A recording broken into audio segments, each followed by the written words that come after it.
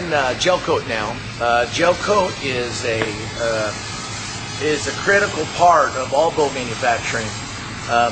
Gelcoat is really a colored resin, and it's the first thing that goes into a mold. For those of you that are not familiar with the way boats are built, they're sort of built in reverse. This is a mold, and molds are maintained, they're polished, they're buffed. They end up with what's called a release agent that allows the gel coat to not stick to the surface of the mold, even though it's sprayed up against it. Then the lamination process goes on top of the gel coat, and then the structure goes on top of the lamination, and then you pull the boat out of the mold. We'll see that a little bit later in lamination, but this is how it starts. Now for graphics are taped into the mold. This boat will be a V graphic, and so they're hand taped into the mold, and that will cover up this section of the mold. So the rest of the boat will be sprayed a color, white, silver cloud, could be a red or blue. And then once that portion is sprayed, then they'll take this section of tape and paper off of that area. That will expose that section of the mold, and then they'll spray that color on top of that.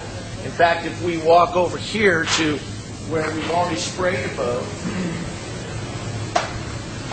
you can see that there's a base color sprayed on this boat, and in that area over there where you see the V graphic, that V graphic will be pulled off of there, exposing that section of the mold, and then another color will be sprayed on that area of that V, which will make the color of the hull one color, and that section of that V graphic done another color. Gel coat's a really volatile substance. It must be sprayed at a certain temperature. It must be sprayed with a certain amount of time.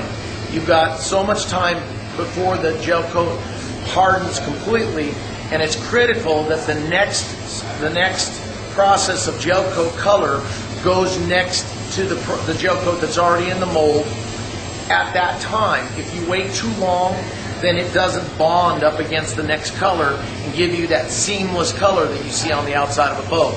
So it's very important here in the Central Valley of California. The humidity and the arid climate that we have here is really, really good for building boats.